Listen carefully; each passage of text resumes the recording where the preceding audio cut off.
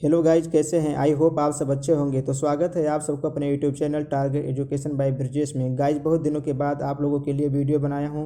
Busy होने के कारण नहीं बना पाते थे। हमें मालूम है कि आप सब अपने बोर्ड एग्जाम को लेकर चिंतित हैं, तो घबराने की जरूरत नहीं। यह वीडियो उन सबके लिए जो साल भर पढ़ाई किए हैं और उन सबके लिए भी है जो किसी कारणवश अपना पढ़ाई नहीं कर पाए हैं। तो वीडियो में अंत तक बने रहे। ऐसा टिप्स बताऊँगा कि आप बोर्ड एग्जाम में टॉप कर सकते हैं। आप सबको इस वीडियो में बोर्ड एग्जाम में लिखने का तरीका बताऊँगा कि किस तरह लिखने से आप मैक्सिमम नंबर पा सकते हो। आप जानते हो 3 तरीके के स्टूडेंट होते हैं। पहला वह जिसको याद करने की क्षमता और लिखने का तरीका दोनों सही सही मालूम होता है, इसे मल्टी टैलेंट बोलते हैं। इसका नंबर हमेशा ज़्यादा होता है। नंबर दूसरा वह जिसको याद करने की क्षमता तो होती है लेकिन लिखने का तरीका सही से नहीं मालूम होता, इसे एवरेज स्टूडेंट बोलते हैं। नंबर तीसरा जिसको याद करने की क्षमता बिल्कुल कम होता है, उसे किताबी ज्ञान जल्दी नहीं याद होता लेकिन लिखने का तरीका मालूम होता है। अगर उसे आइडिया मिल जाए तो मैक्सिमम नंबर पा सकता है।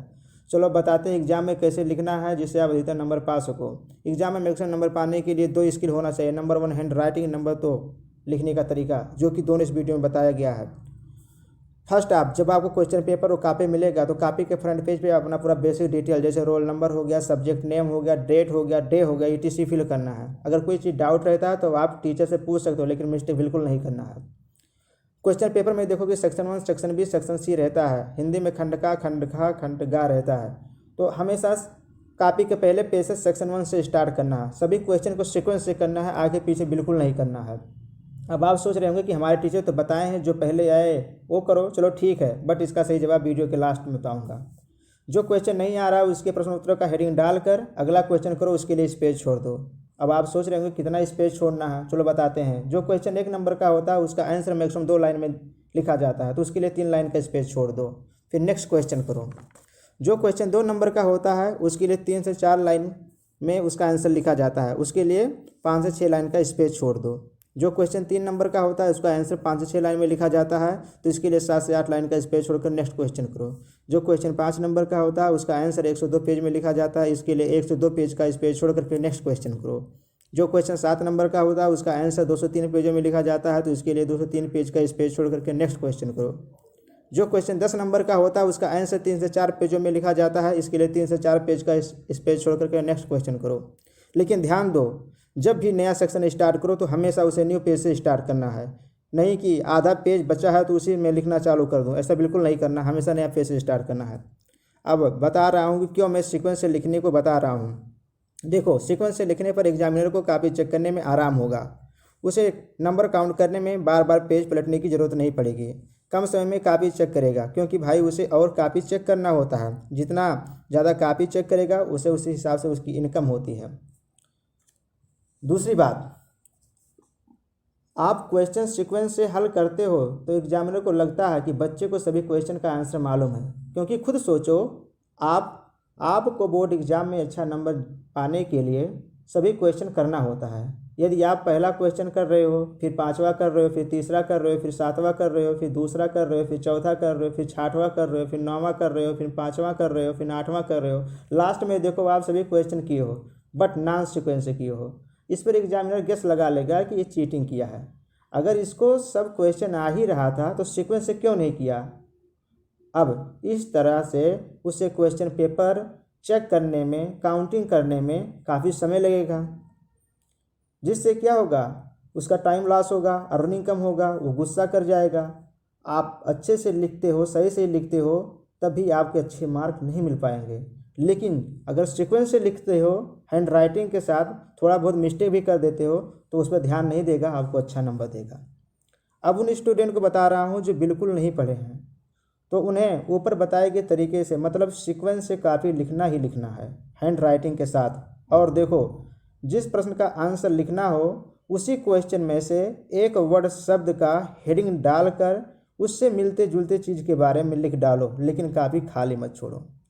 भाई कोई भले ही साल भर ना पढ़ा हो लेकिन एग्ज़ाम के गैप में, जो एग्ज़ाम के बीच में गैप होता है उसमें ज़रूर पढ़ेगा। तो आप विद्या से सभी टॉपिक के बारे में पढ़ लो कहानी की तरह, तो कम से कम आपको 30% मतलब 30% तो याद ही हो जाएगा। जो क्वेश्चन में आंसर लिखना हो उसी से मिलते जुलते चीज़ें लिख डालो। जैसे आप कोई चीज़ पढ़े हो, किसी विद्युत के बारे में मान लो पढ़ ली हो, तो विद्युत के बारे में कुछ थोड़ा बहुत आपको याद रहेगा, तो विद्युत से जुड़ी हुई चीज़ें लिखो कि इसमें करंट बहता है, इसमें इलेक्ट्रॉन होते हैं, घरों में वायरिंग होता है, ऐसे मिला जुला करके उससे रिलेटेड चीज़ें लिखोगे तो भी नंबर मिल जाएंगे। और जो MCQ के क्वेश्चन होते हैं उनको 100% सही करना है, उसमें ज़रा भी मिस्टेक नहीं करना है। आप क्वेश्चन पेपर की स्टार्टिंग में देखोगे तो MCQ रहते हैं जो आपको 100% सही करना है, चाहे चीटिंग करके चाहे किसी से पूछ करके, उसको बिल्कुल गलती नहीं करना, क्योंकि MCQ भी क्या होता है, क्वेश्चन का हर्ट होता है, इसे हर्ट मानते हैं।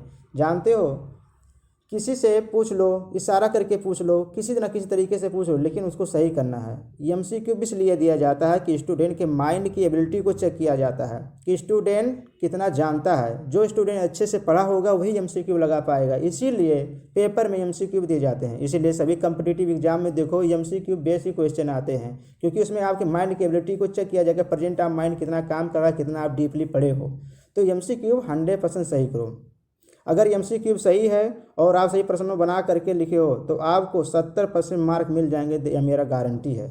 जो क्वेश्चन नहीं आ रहा है उसको खाली नहीं छोड़ना है, उसको बना करके राइटिंग के साथ लिख दो, क्योंकि अगर क्वेश्चन खाली छोड़ दोगे तो उस प्रश्न का नंबर नहीं मिलेगा। अगर आप कुछ भी उस टॉपिक से रिलेटेड लिखोगे तो 5 में से 3 नंबर गारंटी है मिलेगा।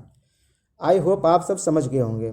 एक और बात बता रहा हूँ, एग्ज़ाम में आपको ब्लैक ब्लू पेन लेकर जाना है और एक ब्लैक स्केच और एक स्केल लेकर जाना है जो अंडरलाइन पाने में हेल्प करेगी। अब आपके पास एडमिट कार्ड होना चाहिए, आधार कार्ड होना चाहिए, एक पानी का बॉटल लेकर जाओ जिससे आप बीच बीच में पानी पियोगे, आपकी मेमोरी ताज़ा हो जाएगा। और देखो, क्वेश्चन जब लिखो कहीं डायग्राम की सोचो, यहाँ डायग्राम बनाने की ज़रूरत है तो वहाँ डायग्राम बना दो। डायग्राम बनाने से आपकी कॉपी का लुक अच्छा लगेगा, डायग्राम बनाने से नंबर और बढ़ जाते हैं। और हेडिंग डालो, हेडिंग डालना बिल्कुल मत बोलो, हेडिंग एकदम बोल्ड में डालो, स्केच से डालो, अच्छे से हेडिंग डालो। हेडिंग आपको कॉपी का एट्रैक्टिव बनाता है। एक और बात इम्पॉर्टेंट, आप सबको प्रश्नोत्तरों का हेडिंग बीच बीच में डालना। जैसे कोई क्वेश्चन का आंसर लिखना है तो उसका आंसर बहुत लोग साइड में लिखते हैं, साइड में नहीं लिखकर आपको क्वेश्चन पेपर कॉपी के बीच बीच में लिखना है और उसके नीचे अंडरलाइन कर देना है। उसके बाद फिर आंसर लिखना है। जब पूरा आंसर उस क्वेश्चन का ख़त्म हो जाए तो पूरे आंसर के नीचे स्केच से अंडरलाइन खींच दो। फिर नेक्स्ट क्वेश्चन करो, नेक्स्ट क्वेश्चन का प्रश्न उत्तर कॉपी के बीच बीच में लिखो, उस नेक्स्ट क्वेश्चन का आंसर लिखो। आंसर जब कंप्लीट हो जाए फिर स्केच से अंडरलाइन, मतलब लेफ्ट से स्टार्ट करो और अंडरलाइन ले जाकर राइट पे ख़त्म करो। ऐसे करने से आपका काफ़ी एट्रैक्टिव लगेगा, उसको चेक करने में काफ़ी आसान होगा। और कॉपी में जब लिखो तो काफ़ी स्पेस छोड़कर लिखो, क्योंकि आपके पेज की कमी नहीं होती है, सफिशिएंट पेज रहता है। एक और बात ध्यान देना है, सभी पेज के नीचे राइट साइड में PTO मतलब प्लीज टर्न ओवर लिखना जरूरी है। अगर कोई कॉपी मिस्टेक से छूटता है जिसका आंसर नहीं लिख पाते हो तो उसमें खाली जगह पर क्रॉस का चिन्ह बना करके वहाँ पर सॉरी मिस्टेक लिख देना है और एक तीर बना देना है कि आगे इसका आंसर लिखा गया है। कभी भी एग्जाम में बी कॉपी नहीं लेना है, क्योंकि जो कॉपी आपको मिलता है वो उस तरीके से डिजाइन किया होता है कि अगर बच्चा सही से लिखेगा तो पेपर में जितने क्वेश्चन हैं उन क्वेश्चनों का सभी आंसर अच्छे से इसमें आ जाएगा। तो एग्जामिनर जब कॉपी चेक करता है तो उसे बी कॉपी के पैसे नहीं मिलते, उसे एक स्टूडेंट के नाम पर पैसा मिलता है। मान लो मोहन का कॉपी चेक किया तो मोहन चाहे सी कॉपी लगाए हों, लेकिन उसे एक व्यक्ति का 14 से 15 ही रुपया मिलेगा, तो भी गुस्सा हो जाएगा। तो आपको हमेशा बी कॉपी कभी नहीं लेना है, एक कॉपी में ही लिखना है। तो भाई उम्मीद आप सब समझ गए होंगे। अगर कोई चीज़ डाउट हो तो कमेंट करें, आपको उसका जवाब अवश्य मिलेगा। Thank you for watching video, please subscribe my YouTube channel और प्रेस द बेल आइकन। बहुत बहुत धन्यवाद। इस वीडियो को शेयर करें, लाइक करें, अपने दोस्तों में ज़्यादा ज़्यादा इसको शेयर करें। द बेस्ट ऑफ लक, आप अच्छा नंबर पाओ। अगर कोई डाउट हो तो कमेंट करो, इसका जवाब